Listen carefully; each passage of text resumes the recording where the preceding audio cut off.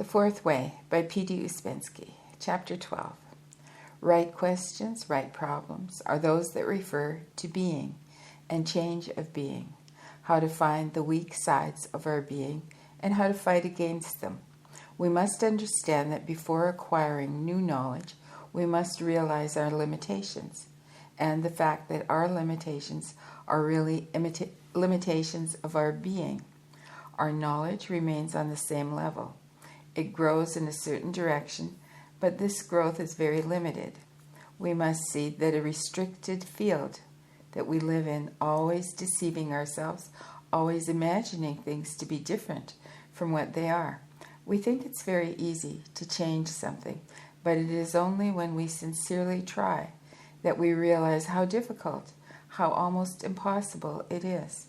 The idea of change of being is the most important idea of all. Theories, systems, diagrams are only a help. They help concentration and right thinking. But there can only be one real aim, and that is to change our being. For if we want to change something in our understanding of the world, we must change something in ourselves. What is interesting in this connection, and I would like to speak about it, is the division of men from the point of view of the possibility of changing being. There is such a division. It is particularly connected with the idea of the path or way. You remember it was said that from the moment one becomes connected with influence C, a staircase begins, and only when man gets to the top of it, the path or way is reached. A question was asked about who is able to come up to this staircase, climb it, and reach the way. Mr. Gurdjieff answered by using a Russian word, which can be translated as householder. In Indian and Buddhist literature, this is a very well-defined type of man, the type of life which can bring one to change of being. Snataka, S-N-A-T-A-K-A,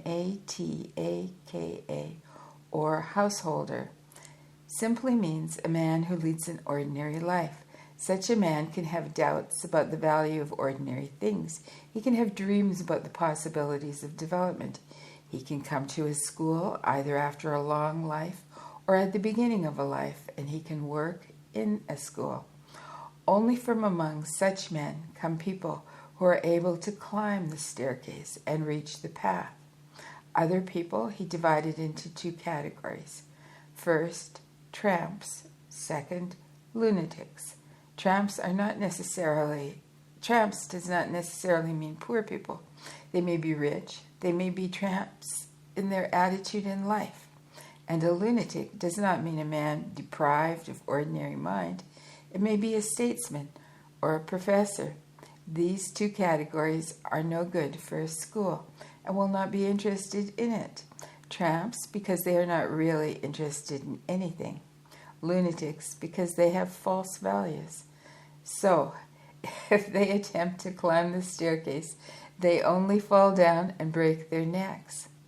First, it is necessary to understand that these three categories, from the point of view of the possibility of changing being, possibility of schoolwork, this division means only one thing, that people are not exactly in the same position in relation to possibilities of work. There are people for whom the possibility of changing their being exists. There are many people for whom it is practically impossible, because they brought their being to such a state that there is no starting point in them. And there are beings belonging to yet a fourth category, who by different means have already destroyed all possibility of changing their being. This division is not parallel to any other division. Belonging to one of the first three categories. Let me read that again. Belonging to one of the first three categories is not permanent and can be changed.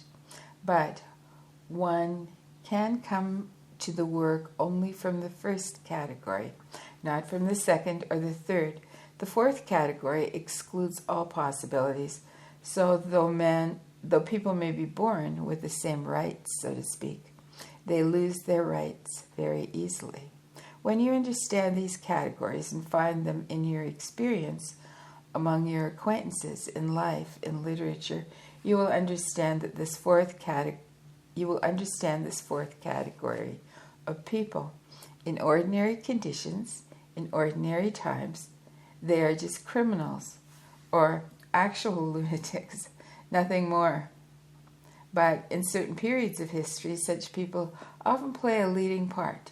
They may acquire power and become very important people.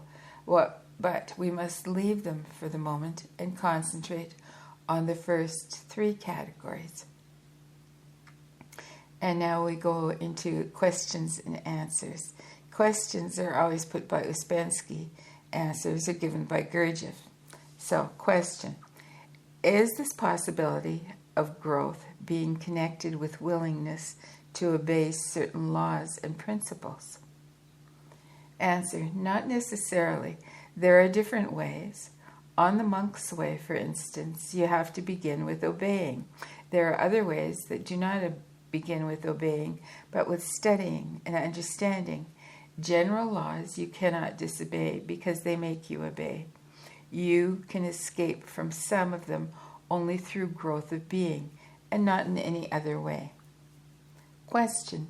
Does it follow then that people who have connection with a school, however slight, belong to those who can change their being? Answer. Certainly. If they are interested in school and are sincere in their attitude towards school, it shows that they belong to those who can. But you see, in each of us, there are features of tramp and lunatic. It does not mean that we are connected with a school.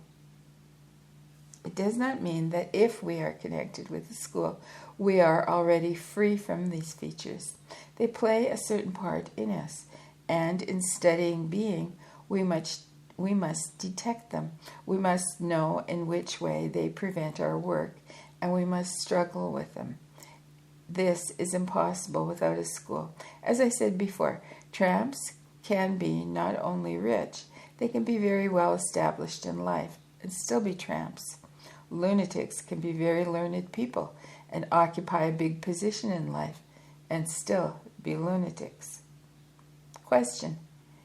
Is one of the features of a lunatic that he wants certain things out of proportion to other things in such a way that it will be bad for him as a whole? Answer. Lunatic means a man who always runs after false values, who has no right discrimination. He is always formatory. Formatory thinking is always defective, and lunatics are particularly devoted to formatory thinking. That is their chief affection in one way or another. There are many different ways to be formatory. Question. Is the tramp side in oneself a sort of irresponsibility that is prepared to throw everything overboard? Answer. Quite right. Sometimes it can take very poetical forms. Quote, there are no values in the world. Nothing is worth anything. Everything is relative. End quote. Those are favorite phrases. But actually, the tramp is not so dangerous. The lunatic is more dangerous, since it means false values and formative thinking. Question. What is it that determines which category a man belongs to? Answer. A certain attitude to life, to people, and certain possibilities that one has. It is the same for all three categories. The fourth category is separate. About this fourth category, I will give you a few definitions. In the system, the category has a special name, consisting of two Turkish words. It is hasnamus, Hasnamus. One of the first things about Hasnamus is that he never hesitates to sacrifice people, or to create an enormous amount of suffering just for his own personal ambitions. How a Hasnamus is created is another question. It begins with formative thinking, with being a tramp and a lunatic at the same time. Another definition of a Hasnamus is that he is crystallized in the wrong hydrogens. This category cannot interest you practically because you have nothing to do with such people, but you meet with the results of their existence. As I said, for us it's important to understand the second and third categories because we find in ourselves features of them both, especially the third. In order to struggle against the second, that is the tramp, school discipline and general inner discipline are needed because there is no discipline in a tramp. In a lunatic, there may be a great deal of discipline, only the wrong kind, all formatory. So, struggle with formatory thinking is struggle against lunacy in ourselves, and the creation of discipline and self-discipline is a struggle against the tramp in us. So, as to the characteristics of a man in the first category, that is the householder, to begin with, he is a practical man. He's not formatory. He must have a certain amount of discipline, otherwise he would not be what he is. So, practical thinking and self-discipline are characteristics of the first category. Such a man has enough of these for ordinary life, but not enough for work. So, in the work, these two characteristics must increase and grow. A householder is a normal man, and a normal man, given favorable conditions, has the possibility of development.